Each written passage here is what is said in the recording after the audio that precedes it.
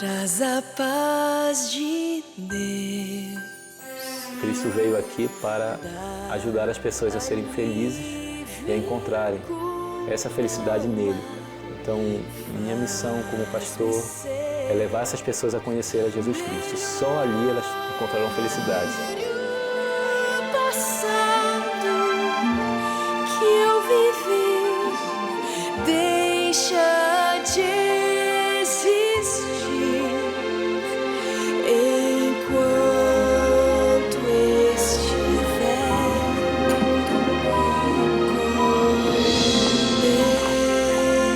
No mundo onde se busca dinheiro, onde se acredita em políticos, onde se buscam fama, ídolos, nós, como pastores, devemos mostrar que é um caminho melhor, um caminho excelente, um caminho maior. E esse caminho é Jesus Cristo. Só nele nós podemos encontrar o real sentido da vida.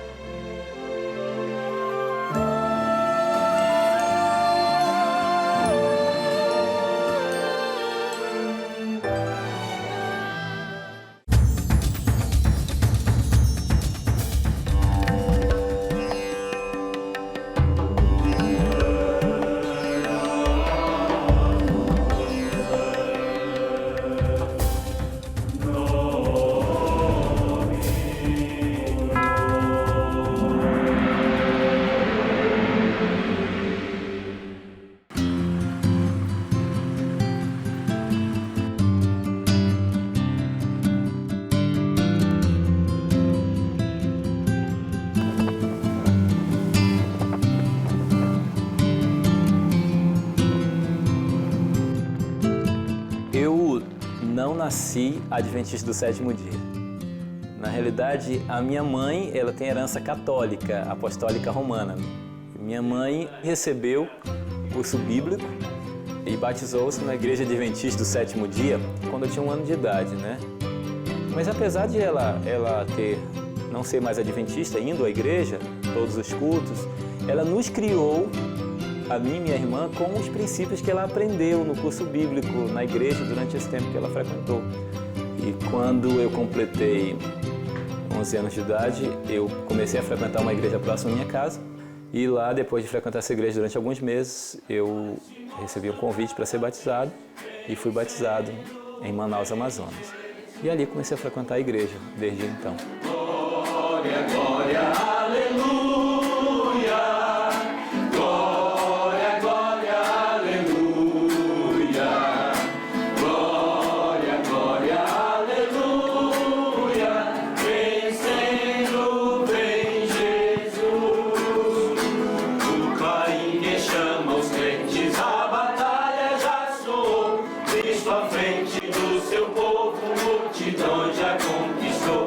Bem, a Igreja Adventista do Sétimo Dia surgiu nos Estados Unidos, fruto de uma grande decepção por volta do ano de 1844, porque em 1831 Guilherme Miller começou a pregar a volta de Jesus, e então ele pregou até 1844, só que Jesus não veio em 1844, então houve uma grande decepção. Então muitos daqueles milhares de crentes criam no segundo advento, como Jesus não veio, eles voltaram para suas igrejas, alguns debandaram da fé, mas houve um grupo que permaneceu fiel estudando sobre o segundo advento. E com nova luz, eles entenderam que a volta de Jesus ainda estava para o futuro, e em 1860 esse grupo, ele deu o nome à igreja de Igreja Adventista do Sétimo Dia.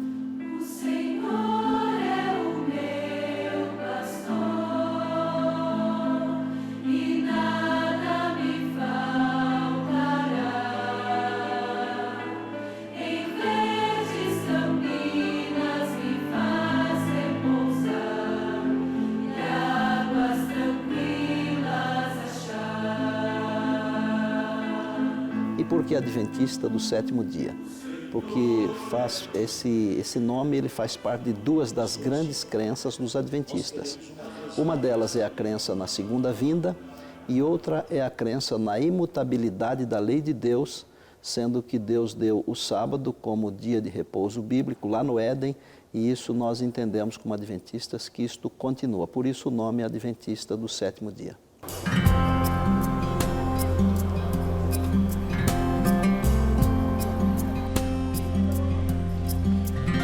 terceira geração de adventistas, né? Então, minha avó já era adventista. No entanto, numa experiência religiosa, sempre chega um momento em que você tem que formar a tua própria convicção. É difícil alguém que permaneça numa determinada religião simplesmente porque herdou de antepassados. Nem é uma escolha muito inteligente, né? Então, na adolescência, eu, de certa forma, também tive muitos questionamentos no início da juventude. E aí, me ajudou muito uma experiência internacional, que eu viajei para fora, na África do Sul. E aí, em contato com outros povos, outras culturas, com uma perspectiva um pouco diferente, aí eu comecei a entender que essa religião fazia sentido para mim e era realmente o que eu queria para minha vida, para minha família, para os meus filhos, né? Quando contrapostas à realidade desafiadora aí de fora, né? Isaías escreveu, inspirado por Deus, o seguinte: olha o que Deus fala através dele. Todos vocês, os que têm sede, venham ou vinde às águas. A Igreja Adventista do Sétimo Dia é uma igreja cristã e as suas doutrinas são todas baseadas na Bíblia, na Palavra de Deus. São 28 crenças fundamentais. Nós cremos na Bíblia como a Palavra de Deus, nós cremos na Trindade, Deus o Pai, Deus o Filho, Deus o Espírito Santo. Nós cremos no juízo, cremos na volta de Jesus, cremos na mortalidade da alma. Cremos que os mortos que hoje estão no pó da terra, né, ressuscitarão um dia quando Jesus voltar e receberão a sua recompensa. Aqueles que foram obedientes a Jesus receberão a recompensa da vida eterna e aqueles que não foram, infelizmente, receberão a morte eterna. Cremos que há uma lei, a lei de Deus, que rege todas as coisas, rege o universo. E hoje essa lei é apresentada em 10 ordenanças ou 10 mandamentos. E nós seguimos essa lei. Cremos também que o nosso corpo é o templo do Espírito Santo. O Espírito Santo ele mora em nós. Se nós estivermos saudáveis, estivermos com a mente sã, evitarmos todo tipo de coisa que faz mal ao nosso corpo. Então, para isso, nosso corpo tem que estar bem para receber o Espírito Santo. Que maravilha é poder pertencer ao teu povo, conhecer a tua luz e poder viver a alegria da esperança que ela nos proporciona para viver bem neste mundo e para uma vida eterna no teu reino. Para ter um pleno vigor físico e mental, a gente sabe que o que a gente come interfere muito, né? E o princípio de alimentação saudável na Igreja Adventista é de que você deve estar plenamente apto com as suas faculdades mentais para fazer as melhores decisões na vida. Na mesa de um cristão adventista do sétimo dia, não entra, por exemplo, porco. Por que não usamos o porco? Deus faz uma separação entre as carnes que podem ser comidas, e na Bíblia elas são consideradas como limpas, para as carnes que não devem ser comidas, que são consideradas imundas pela Bíblia. Então o porco faz parte disso daí. Mas nós não usamos também o tabaco, o fumo, não usamos drogas, não usamos bebida de álcool, porque estas coisas elas acabam sendo ruins para o organismo, são perniciosas, né? Então uma porção de alimentos, frutos do mar, por exemplo, nós não consumimos também. Agora, quando nós vamos avançando no conhecimento, nós vamos abandonando algumas coisas que, mesmo sendo permitidas pela Bíblia, nós descobrimos que elas acabam não fazendo muito bem, não é? Então, alguns já não comem carne vermelha, por exemplo. Nós trabalhamos muito, não só a questão da alimentação, mas a questão da temperança em todos os aspectos, que envolve beber água, luz solar, respirar um ar puro, praticar exercício físico, ter o repouso do sono. Então, nós nos preocupamos, no geral, com a saúde e o bem-estar de nossos membros e recomendamos isso conforme a Bíblia indica, que a vontade de Deus é que nós tenhamos muita saúde para que o Espírito Santo more em nosso corpo.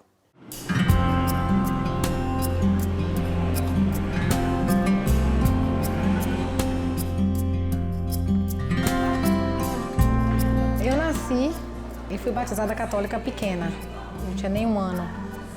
E cresci na igreja católica indo aos domingos, né, à igreja. E aos 12 anos mais ou menos, foi quando eu tive a primeira vez os 10 mandamentos. E isso me chamou a atenção porque eu recebi os 10 mandamentos como guardar domingos e feriados santos. A gente sabia que o sétimo dia era o sábado, eu não sabia por quê, eu só sabia que era, porque o calendário nos dizia isso, mas não sabia da importância dele. E aí eu fui crescendo, né, sem respostas. E aí, finalmente, em 97, Jesus enviou uma senhora onde eu trabalhava e ela entrou para oferecer um estudo bíblico. Aí eu disse, não, eu já conheço a Bíblia. E aí, quando ela estava saindo, eu perguntei para ela, eu gostaria de saber por que que o sábado é o 7º dia e dizem que é o domingo e feriado. E aquilo eu carreguei a minha adolescência, né, praticamente toda, e eu nunca tive resposta. E aí ela disse, você não gostaria de tomar o estudo? Porque você mesmo vai encontrar a resposta na Bíblia. Você acredita na Bíblia? Você acredita. E foram praticamente 6 anos ainda na busca. Aí o Espírito Santo me tocou e disse, realmente chegou o dia de eu guardar o sábado. Isso aconteceu dia 9 de dezembro de 2012, quando eu larguei o meu MBA, que realmente eu não me deleitava no sábado, porque o meu MBA era de 8 às 5 da tarde, então eu perdi o sábado. Mas a Adventista eu me identifiquei, porque realmente ela acredita nas mesmas coisas que eu. Então, realmente, há um sentido de você estar no mesmo lugar com as pessoas que acreditam no que você acredita também. Judarei da tua justiça, tu és fiel, tu és fiel. Uma das doutrinas distintivas da Igreja Adventista do Sétimo Dia é a observância do sábado. Lá em Êxodo, capítulo 20, versículos 8, 9, 10 e 11. Diz assim, lembra-te do dia de sábado para santificar. 6 dias trabalharás e farás toda a tua obra, mas no 7º dia, que é o sábado do Senhor teu Deus, não farás nenhum trabalho. Então, esse versículo de Êxodo, capítulo 20, nos reporta a Gênesis, lá no início de toda a criação, que diz que Deus, quando criou todas as coisas, e aí ele abençoou, santificou, né, e descansou no 7º dia.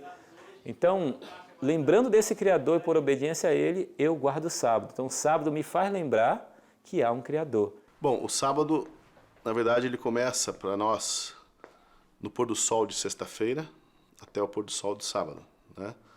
E aí, no pôr do sol, a gente faz um culto familiar, reúne, faz orações, cânticos. A gente só evita atividades seculares. Por exemplo, a criança não vai para o quarto assistir um desenho animado, eu não vou assistir jogo de futebol.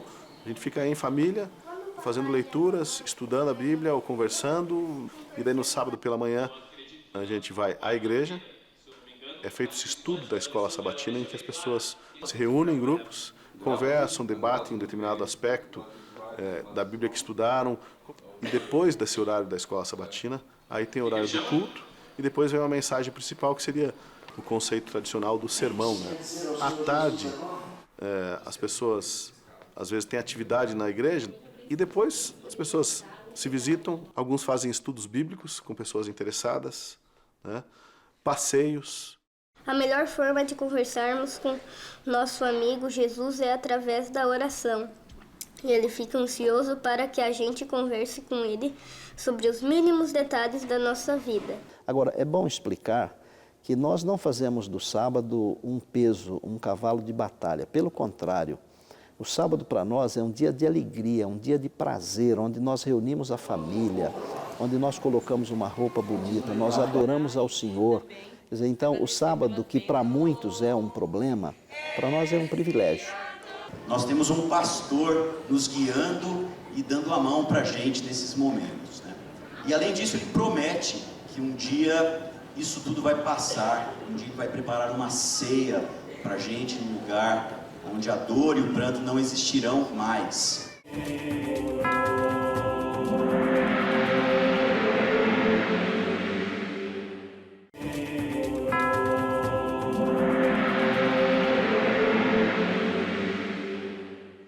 Avançando em fé, movidos pelo amor, Deus nos acompanhará. Vamos para o céu, com mãos e mãos unidas, lado a lado com Jesus. Parece ser mentira, mas eu vou lhe falar com toda sinceridade. Eu nunca fiz planos para ser pastor. Meu pai queria que fosse engenheiro, eu estudei matemática, formei matemática. Depois comecei a trabalhar, ganhar dinheiro e tudo, e a gente estava muito bem, casei, tinha filhos, vivíamos uma vida normal até os 30 anos de idade. Eu comecei a fazer um curso livre de teologia, um curso de férias. E neste curso eu recebi eu acredito que foi um chamado de Deus. Olha, Deus batendo na porta do meu coração, você devia ser um pastor. Então, eu pensava muito, como é que eu vou deixar tudo que eu tenho? Como é que eu vou abandonar tudo isso para ir ou para São Paulo, ou para Bahia, ou para fora do país estudar teologia? E na Igreja Adventista só pode ser pastor se você faz 4 anos de teologia, faculdade integral. E aí eu fui conversar com a minha esposa. Então minha esposa não se mostrou disposta a aceitar, então eu disse, não, meu bem, eu apenas vou fazer o vestibular, eu creio que não vou passar, fique tranquilo, eu nem vou estudar. E eu fiz o vestibular e eu passei nos primeiros lugares, né? Então, no período de 2 meses, nós vendemos carro, casa, móveis, vendemos tudo, fomos com as roupas para a Bahia. E lá nós moramos 4 anos. E foi uma vida bem regrada, mas é um período que a gente sente muito saudade. Cristo em breve voltará para todos nos buscar. Oh, que alegria então será, eu e vocês ali no céu. No dia a dia, os adventistas não deveriam ser vistos como pessoas diferentes, né, ou um povo peculiar. A peculiaridade de um adventista deveria ser simplesmente pessoas que observam os caminhos de Deus, que amam a lei de Deus e procuram interiorizar, colocar isso na sua vida como regra prática. Durante um período, eu acho que muitos passam por isso, você enxerga as coisas como mandamentos, como leis para serem obedecidas. Depois, quando você amadurece, quando você cresce espiritualmente, você começa a entender que uma lei só faz sentido porque ela é protetora. Chegará um dia em que as leis estarão no coração dos homens. Então, esse processo deve começar já. Você seguir a lei de Deus, observar os mandamentos de Deus, porque você entende que isso é o melhor para uma vida em sociedade.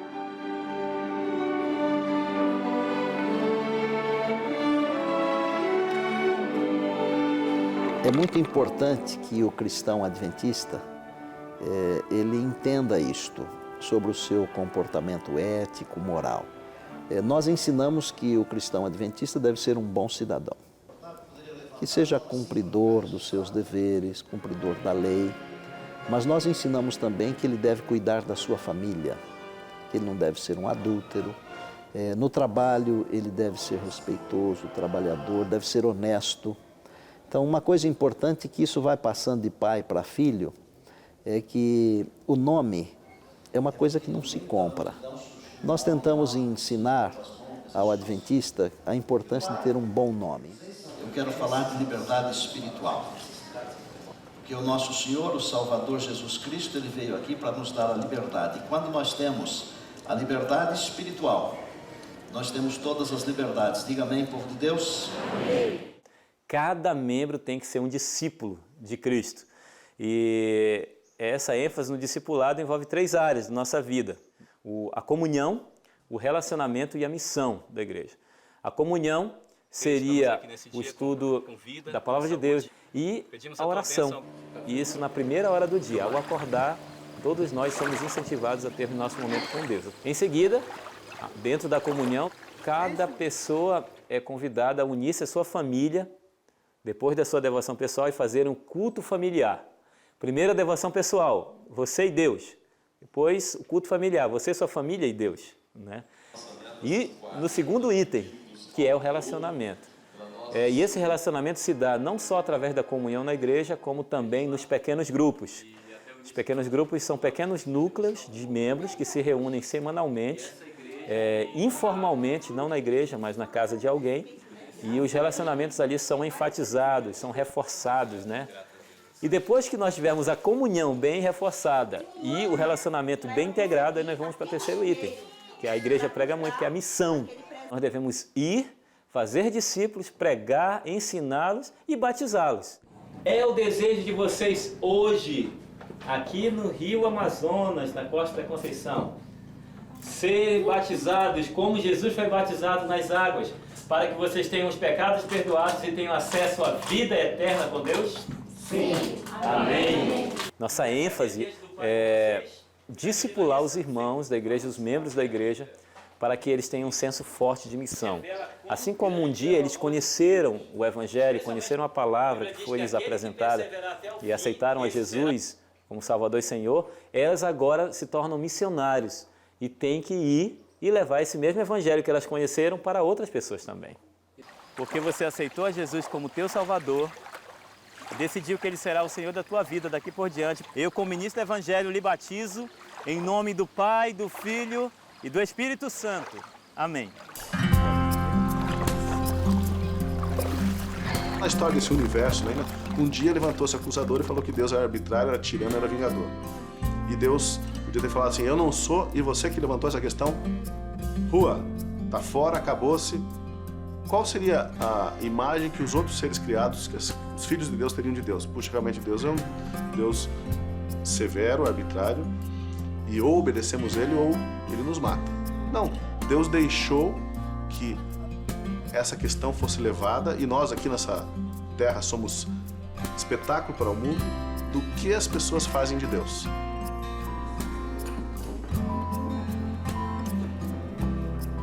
Eu acredito que a Igreja Adventista apresenta o que eu vejo na Bíblia.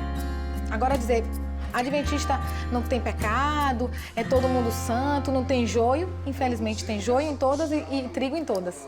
O que eu vejo ela diferente é porque ela busca viver a palavra de Deus na prática. Então, o que ela fala, ela pratica. Palavras do Senhor Jesus. Eu sou o caminho, a verdade e a vida. Ninguém vai ao Pai ou ninguém vem ao Pai senão por mim.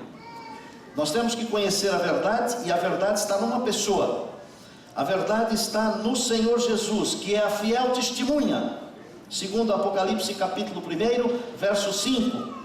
Ele é o primogênito dos reis da terra. Ele é o príncipe, ele é o principal. Foi ele, diz o Apocalipse 1:5, quem nos libertou dos nossos pecados, o Senhor Jesus. Ser pastor no interior do Amazonas, né, eu considero assim como uma dádiva de Deus. Porque aqui, longe de tudo, né, num local como esse, numa comunidade, nós encontramos pessoas muito simples, pessoas que me transmitem respeito, confiança no que você está pregando, falando, pessoas que têm uma fé muito grande, e isso impacta a sua vida, pessoas que me ensinam, nos ensinam que os bens materiais não devem ocupar o primeiro lugar, e que é possível viver nessa vida de simplicidade, de humildade, com fé e com confiança em Deus e felizes. Eu quero te pedir, Senhor, a tua proteção especial sobre cada pessoa aqui, cada homem e mulher, para que eles continuem firmes, não desanimem, não fiquem desestimulados, não desestimulem ninguém, mas pelo contrário, sejam alegres, sejam felizes porque entregaram a vida ao Senhor. Muitas são as dificuldades, muitas mesmo, mas aí que nós vemos o poder de Deus, o Espírito Santo de Deus atuando através de você, um mero instrumento, um mero ser humano. Você vê o trabalho de Deus fluindo de tal maneira que nós podemos ver a concretização do nosso objetivo final, que é levar as pessoas a encontrar Jesus. Através do batismo, através da igreja. Nós podemos ver as pessoas trabalhando com fé, com confiança, e isso nos dá um senso de missão cumprida.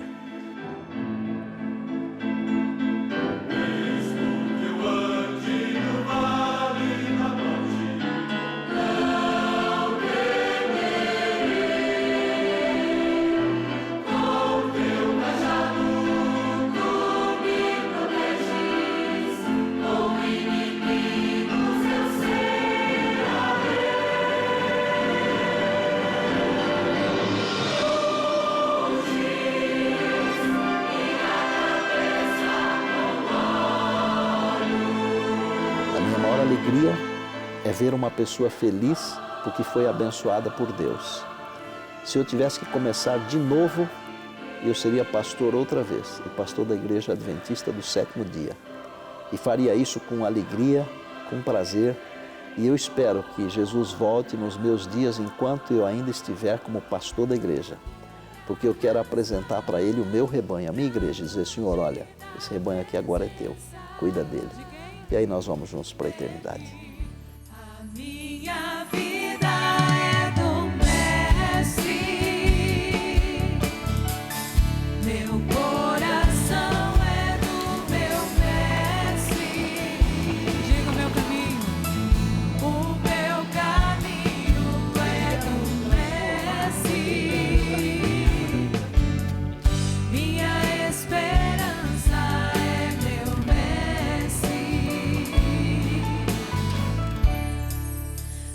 solidão da vida, eu pude perceber o quanto Deus me ama.